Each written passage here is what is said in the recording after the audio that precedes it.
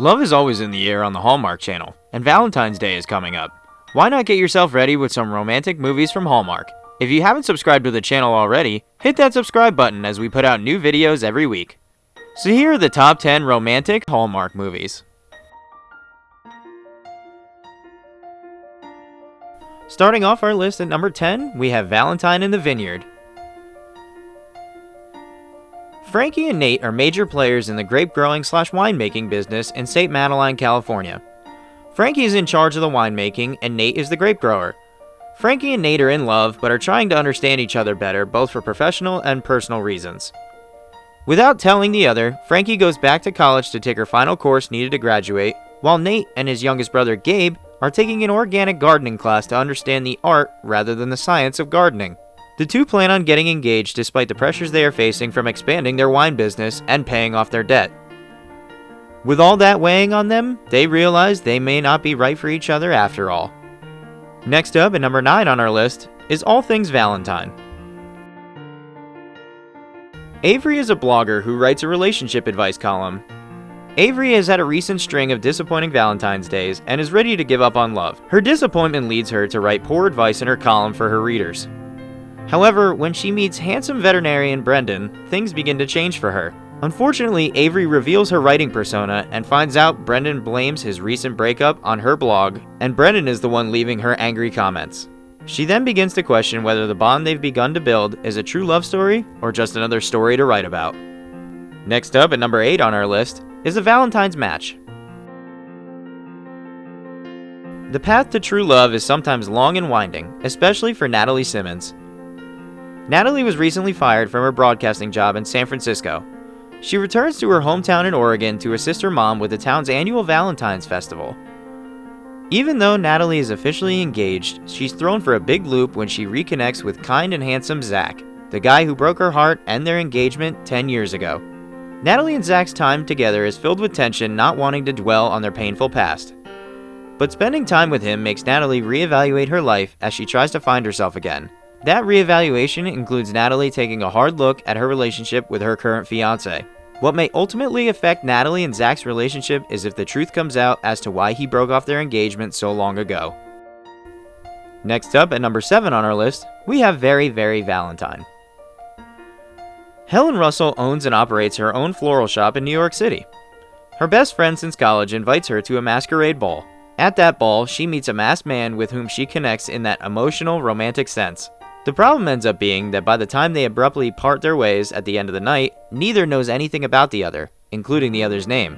The only clue that Helen has to follow is the boutonniere he was wearing and accidentally dropped when he rushed off that night. That boutonniere happened to be ordered from her shop. Helen and the other shop staff then set out on a quest to find Helen's mystery man to match the mystery rose. Next up at number 6 on our list, we have My Secret Valentine. Chloe is the general manager at an upscale restaurant in Portland, Oregon. She is asked to come home to her family's wineries for a week to hear some news. With Chloe having her own career and no desire to take over the family business, her father has decided to sell the winery after he retires.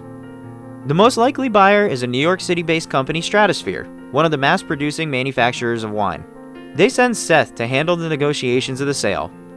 Chloe doesn't trust anyone in his position where the deal would be all about business and nothing about the passion behind the wine. In this situation, both Chloe and Seth may come to a realization of what they consider important in life, including Chloe's next career move, which may not be as easy to achieve as just wanting it to.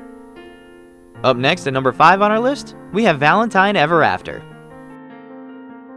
Big city girls Julia and Sydney take a trip to a dude ranch in Wyoming for a fun weekend getaway. But when a brawl ensues in the local bar one night, the girls are sentenced to perform community service for disorderly conduct and are forced to stay in town. In addition to doing odds and ends around town, the girls discover a charitable cause that just might change their lives. Next up at number 4, we have A Dash of Love. When an aspiring chef lands an assistant job at her idol's restaurant, she's convinced her big break is just around the corner. After a rocky start, she befriends the handsome executive chef and they begin bonding in the kitchen. But her joy is short-lived when she discovers her female boss is stealing her recipes and then fires them both to protect her secret. Together they set out to create their own pop-up restaurant just in time for Valentine's Day and discover the most important ingredient is love. Next up at number 3 on our list is Cooking with Love. Hardworking and optimistic television producer Kelly doesn't have time for love. Along with her mentor Amanda, Kelly dives into another season of The Little Gourmet, a kids' cooking show. The network decides to pump its ratings by bringing in hot-headed, perfectionist, innovative chef Stephen Harris. Stephen doesn't consider taking brainless orders from Kelly or settling for less than perfect restaurant conditions, or even lowering his standards to a kid's level. As the two struggle to make peace and a successful show, they realize they have a lot more in common than they thought. A love of food, the kids they encounter, and each other. Coming in at the number 2 spot on our list is All of My Heart.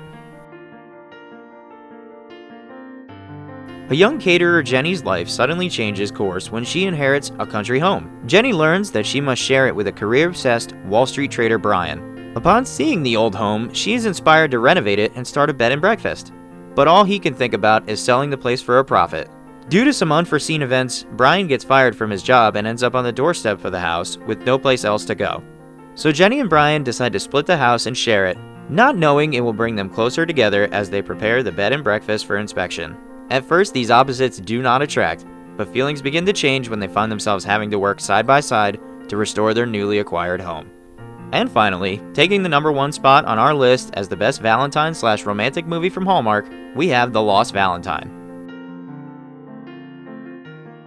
Lucas's grandmother Caroline returns every Valentine's Day to the station where at their first wedding anniversary, she waved off naval pilot Neil in 1944, who is officially still missing in action. He tells the story to a station manager who assigns the item to Susan Allison.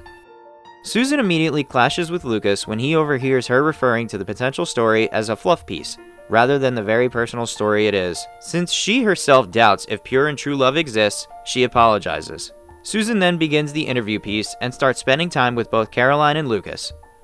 Her developing friendship with Lucas makes her have doubts about her own relationship with her almost fiancé Andrew, who is frequently absent due to work. Find out if true and pure love does actually exist in The Lost Valentine. And there you have it. Those are the top 10 romantic movies from Hallmark.